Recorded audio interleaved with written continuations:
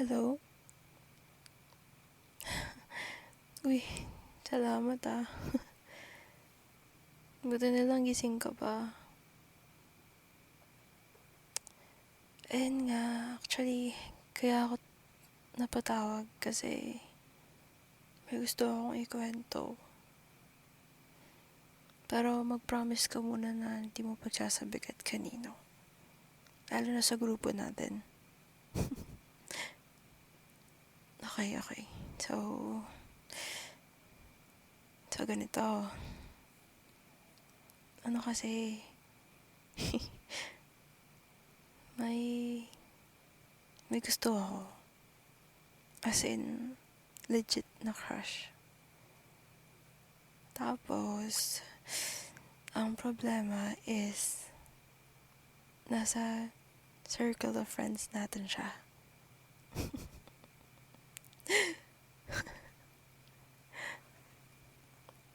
Hindi ko rin ina-expect na magkakagusto ako sa kanya.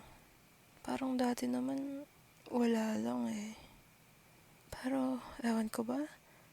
Napansin ko na lang na palagi ko siyang hinahanap. Kapag wala siya, parang kulang.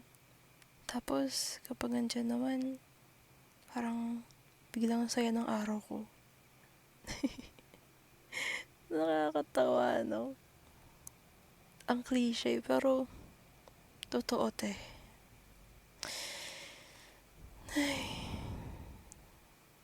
Alam ko, delikado. Kasi nga kaibigan. At close pa. Pero, hindi ko na talaga kayang itago eh. Kaya ikaw muna sinabihin ko. Para may labas ka lang. Kasi, ikaw yung pinagkakatiwalaan ko. And, besides, lalaki ka rin. Kaya, baka may ibang insight ka. So, ayun. Ano sa tingin mo? Gagawan ko ba ng move? Like, konting paramdam lang? O baka mas okay kung wag na lang? Kasi iniisip ko, baka kapag nagparamdam ako, tapos hindi niya ako gusto, baka masira lang yung samahan namin. Ayoko rin naman syempre na mawalan ng kaibigan. Pero, at the same time, ayoko rin na habang buhay ko lang to itago. Nakakapagod din yan. Ang hirap lang kasi hindi ko alam kung may gusto rin ba siya sa akin.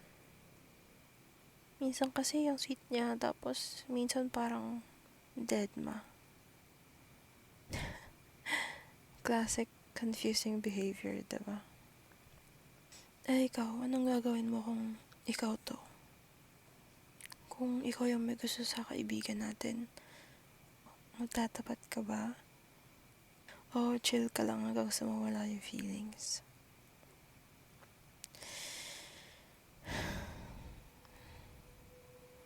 Seryoso, gusto ko lang ng honest na advice. Kasi, pagod na rin ako mag-isip ko ano yung tama. Ayokong sirain yung samahan natin, pero gusto ko rin malaman kung may pag-asa.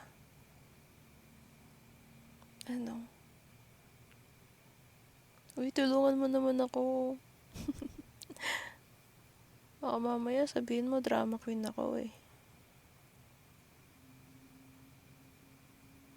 Okay. Uy, mag-promise ka. Wala kang pagsasabihan. Okay. Ayan, yan ang gusto ko. Bibigyan ng advice. Teka, gusto mo ng kape? Tara sunduin mo ako. Kape tayo para hindi ka antokin na ba nag-a-advise sa akin.